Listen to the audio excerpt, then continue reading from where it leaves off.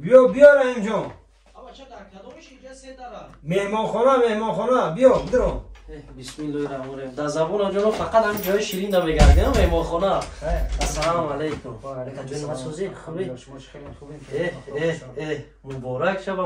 شبا که چیگه پیمو اینقدر قرآن کریم مطلوب کرده ماشاءالله اول بشین کو چای نیست کو الحمدلله میشوه کارا خوبن همه خوب نسرینو الحمدلله میم این ماشاءالله چیگه پای قرآن را تو کرده در جا برادر حال شما نمیدونین برادرم ایادو درفت ها برادرم این قدر سراسیمانی خیلی میفهمده غریبی در اینه که پریشان خاطر شدین کم کم مبارک و وعده داده بودیم کو چی وعده دادیم با کجون همین ما هر روی که یک پریشان خاطر میشه مرا علاخون میکنی چی وعده دادیم با همون گپا دا ایادت برآمدن برادرم نه برادرم وعده داده بودیم که الحمدلله بعد از توفه مشینکه قرآن میمونیم ای در زبان جانم اکر ای تو با یک کلت کو 300 سال عمر ببینه اکر عبدالله جان خیلی عمیق تکی هم خیلی در درون نسته ماشاءالله ای برای هم برادرایی که ما گفتیم بعد ماشینکه بسیار شخصیت هایی که سراغ کردن که برادر جان اگر امکانیت باشه قرآن کریم توفه کنین برای همین خلاص اومدین همراه خودی بله برادر هر اون نفری که از این جونی پس میدوید الحمدلله از دوم تا 15 حجامه میکنه یک تا کلام الله حجمش خورد به چی خاطر سوال تا یک مادر خیلی رنگ مالی سوال دادم استاد با چی خاطر؟ با خاطره که بسیاری از برادرای ما برای داکومنت هاشون خیلی سومکچه دارن برای دوریم خیلی میبینیشون در درون اون سومکچه میرنجن هر کجایی که خودشون میرون همین کلام الله هم قدشون میرون میبرن میخونن هر کجایی که باشن و همون خاطر حجمش ما خورد گرفتیم اینا چه که میبینی میگه هر اون خونه که مسلمانه با در خونه یک کتاب قرآن باشه ها نکی یک چیز دیگر جام اکا ما در حیرت افتادیم حیران شدیم ایش چی فهمیم اکا عبدالله جان سوال تا هر چیزی که میخوایی برادرم ما خدمت دارم بیای شای قاری جان سوال بتیم ها اکا عبدالله جان السلام علیکم اکا قاری جان سلام علیکم و رحمت الله الحمدلله قاری جان یک سوال برای شما فرض کردیم که ما اونم از شما هجومه گرفتم بله بر عوض هجومه برای ما همین قرآن توفه کردیم ما گرفتم هزار احمد از مرکز خدمت رسانی زیارت چوب هجومه لیک ما همین را خوندن نمیتونم اگر برام که من در بالای خونه مونم یک جودا بالاش چنگ بگیره و ماه سال بیسته میگم که در هر خونه که مسلمان که قرآن باشه هر چند که میگه در خونه باید یک روزه یک بار همو قرآن ورق زنی که اگر که نخونی گناه های بعد من خونده نمیتونم همین را در خونه میمونم این گناه نیست برعکس البته مجدگانی است برای کسی که قرآن خیر میکنه وعده ذات اقدس الهی است که هر کسی که برای یک فرد دیگر چی میکنه مثلا قرآن خیر میکنه مقصد من کسایی هست که میان هجامه میگیرن قرآن خونده نمیتونن اونا میگیرن قرآن را به یک کسی میتین که او میخونه در هر حرفی که او اجر و پاداش میگیره ایرم برابر همو اجر و پاداش میگیره کسی که قرآن خیر میکنه با دیگه یعنی قاری جان ما میتونم که همیرم که خودم خونده نتونم یک دوستی گرفته با یک کسی دیگه میتونه یک نفری که خونده میتونه و مبلغی نداره برای همین دسترس کردن بله تو فکرم حتما ثوابش در ما میرسه بله در ثواب و پاداش تلاوت او در هر حرفش به شما هم اجر و پاداش میرسه حتی بعد مرگ هم باشه بله ان شاء الله تا وقتی که قرآن هست دیگران او را میخونن ثوابش در نامه اعمال شما ثبت میشه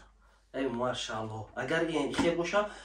اگر ما میخوام که تست جمعه بگیرم سه قسمت بگیرم سه صاحب سه قرآن میشم ما ولی رفتیم باشگاه یک حجامه دیگه میگیریم الحمدلله طول یک مرشد بیا اون 4 بار حجامه گرفتیم اینا برادرم باز بریم یک حجامه دیگه 100 دقیقه هیچ نمونده دسته شپلو این کاملا نگاه کن اکام جون بابا این زدی ابرا زنه کم گرفتی موگ نیست تو این سیر داره سیر برادران عزیز از همه از زمین تا آسمان می نداریم هر آن چیزی که میکنیم برادران عزیز کاری خوب و نیکم هر کس کردن نمیتونه مقصد برادر عزیز ما مقصد شخصا ما بنده و مقصد قاری جان برادر عزیز که از پشت کامera ان شاء الله روزهای نزدیک برنامه خوب همراه قاری جان میشود مقصد ما چیزای برادران عزیز که همه ما بر ملک غریب برای مهنت اومدگیم برای کار اومدگیم هر اون کس که در دکان ما مهمان بشود اول چیزی که میخرد یک پیاله چای فقیرانه ما برادران عزیز هر اون چیزی که ما میکنیم برادران عزیز برای برادران خدمت میکنیم برای اون نفرانی که از در ما میدرایند جان و جگر ما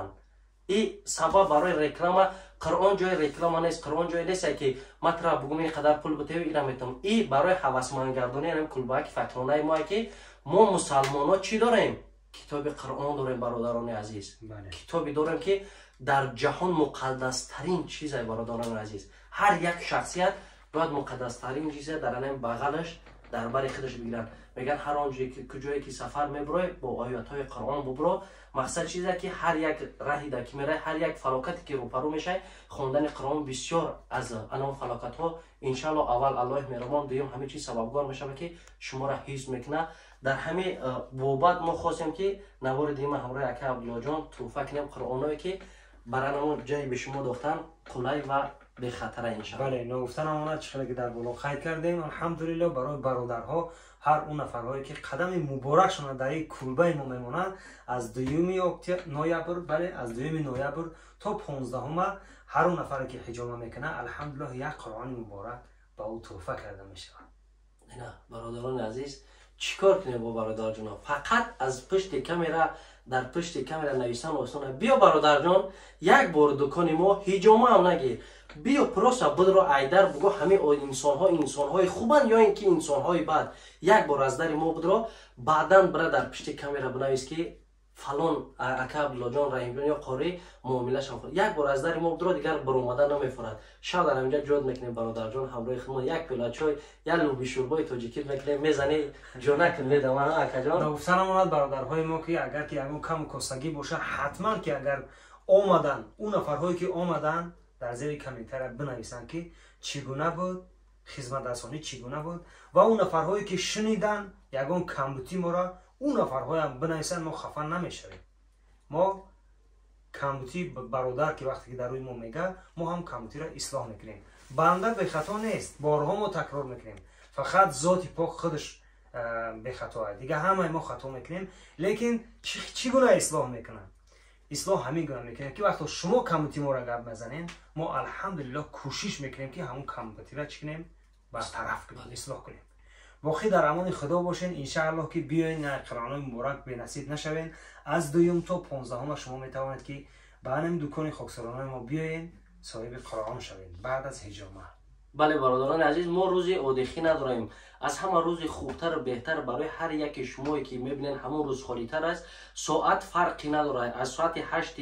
پگاهی تا ساعت 1 شب اگر بیاید 10 کس هم باشه تو سر حجامت میکنیم برادر جان، نماز بونده دا میخونیم بعد میگیم رایش که بر برادران عزیز و سلامت باشین. خداوند نگهبانتون باشه. این نامه در روی اکران زنگ بزن برادر جان، بیا یک چوید میکنم جونک میدوه. خداوند نگهبان ها اکا عبدالله جان. تشکر زیاد رحیم جان. خوش آمدن. خوش آمدن. سلامت باشین. خب باقی در امان خدا.